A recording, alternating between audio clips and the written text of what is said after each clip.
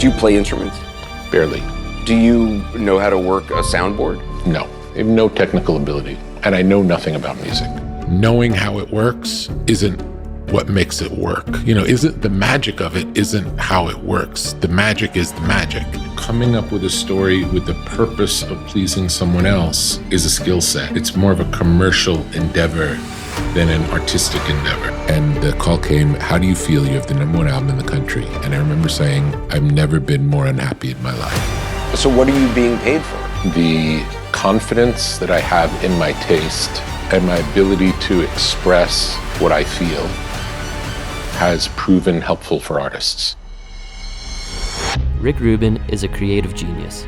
He's produced a vast variety of artists, including the Beastie Boys, the Red Hot Chili Peppers, Eminem, Adele, and even Johnny Cash. With a track record like his, he is arguably one of the most influential music producers of all time. Although known for his music production, his recent book, The Creative Act, has garnered huge attention. The subtitle of the book is A Way of Being, and I can't think of a better way to describe Rick's creative relationship with the universe.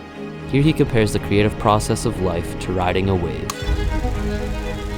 The universe is pushing us in a direction, and we can ride with that energy. And like when you're surfing, if you really try to fight the wave, it's probably not going to work. We try to use the power of the wave where we're almost dancing with the wave, not against the wave. And that's the work of creativity as well. Certain projects come together very easily, and they happen quickly, and they have a momentum to them, and others are a real fight. Sometimes we fight that fight, and other times we decide, is there a path of less resistance around this? Is there a better way in? Let's rethink, if it's so hard, something's up. Not supposed to be so hard. Again, it's wildly time-consuming, takes a great deal of focus, takes patience. But if there are no signs that something's working for a long time, that might be a time to step back, step away. Rick speaks of the things we make as reflections of our being. No one will create the same thing as someone else. He mentions the importance of staying true to yourself, letting your ideas flow through you, and being sure not to compare yourself to others in the process. The things we make are a reflection of who we are in this moment. And that's all it is. It can go on and mean more than that, but that's not in our control. And it's something that cripples artists, thinking, I have to make the greatest thing ever made to humankind, and then they basically psych themselves out of being able to make something good. They give into the pressure of thinking it's more than it is. We all imagine such different worlds, and it's why if we don't make the thing we want to make, if someone else's antenna is more tuned to ours, and they pick up the same source material, the thing they make, it's not going to be the same thing we would make. No one can do our part. There's a great benefit in taking a risk, making the thing that's interesting to you, sharing it with the world, because if you don't do it, nobody else will. You're the only one who can make the art that you can make. And it's not in competition with anyone else. There is no competition. There's no competition who has a better picture in their head. It's a reflection of you. Everything that you make is a reflection of who you are. And how you live in the world will impact the things that you make. And I wish the best of luck on the journey in making beautiful things that we can all enjoy. And audiences have enjoyed Rubin's work. With an immense amount of listeners worldwide, I am curious how he views the audience and what kind of influence they might have on his work.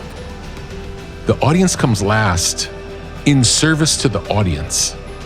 The audience wants the best thing. They don't get the best thing while you're trying to service them.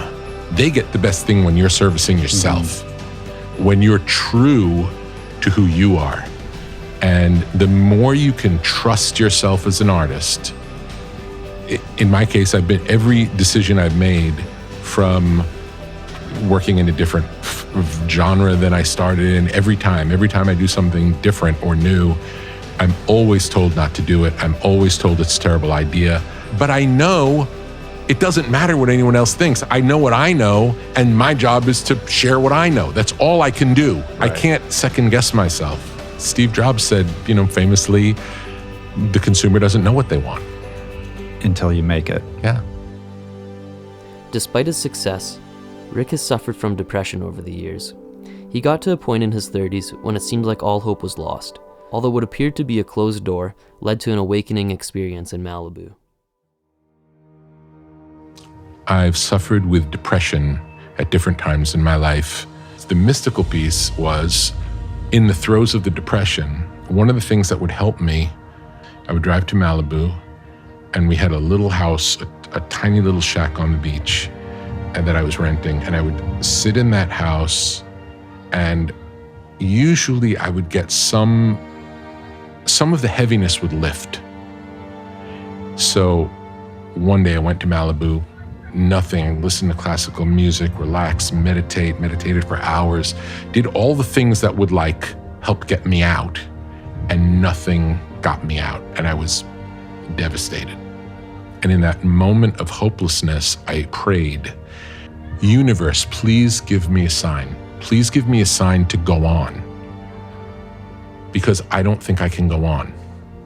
Please give me a sign. And I walked out to the beach, which was something I never did, or rarely did.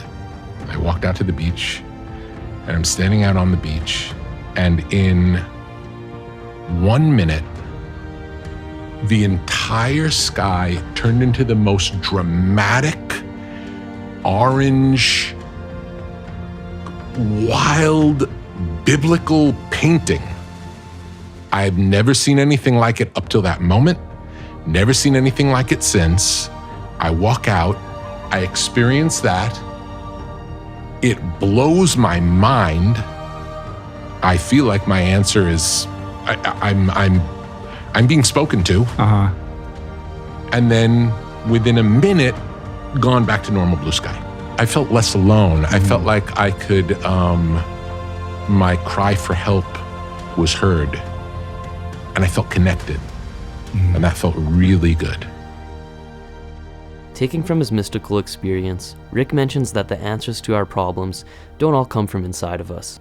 If we remain conscious, we can find solutions by simply being open to the influence of the outside world. It's helpful to know the information we need doesn't all come from inside of us. Maybe none of it comes from inside of us. Maybe it all comes from outside of us.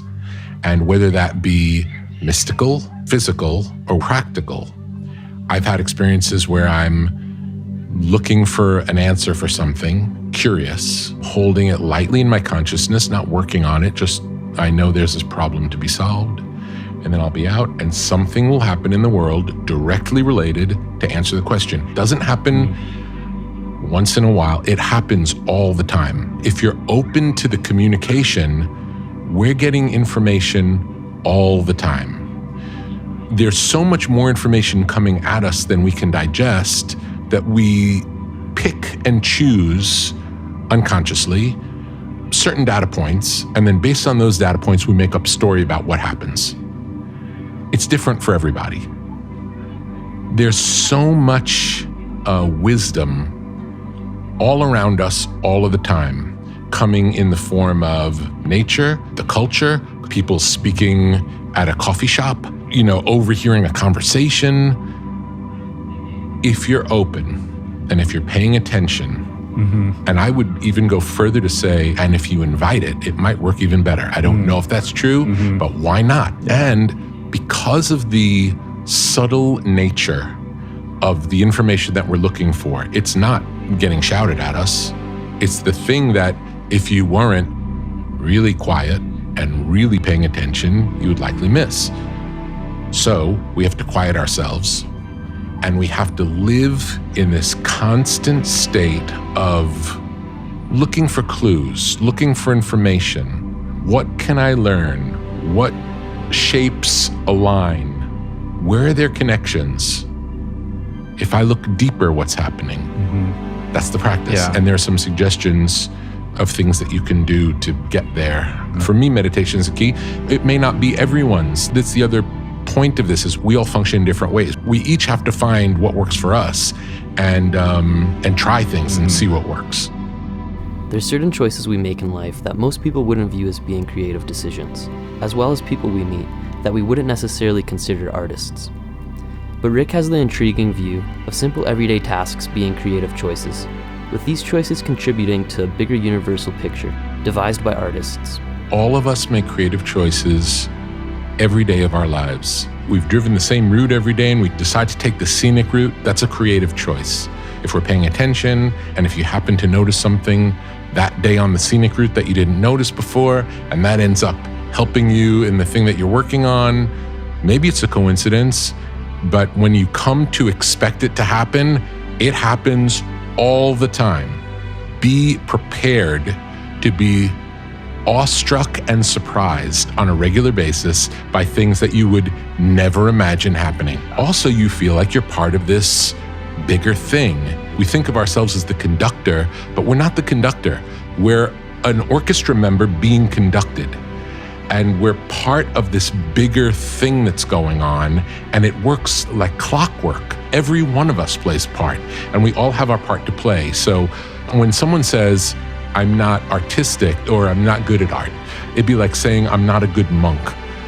There is no such thing as not a good monk. You're either living your life as a monk or you're not living your life as a monk. Monks aren't good or bad. You're either doing a monk or you're not doing a monk. And we all live as artists, but we don't know it. And there are things we can do to amplify the artistic side of ourselves that will make everything we do better. Everything. Your relationships, your ability to communicate, your ability to listen, your joy of life, your feeling of connection, your ability to commune with nature. It's like taking off blinders.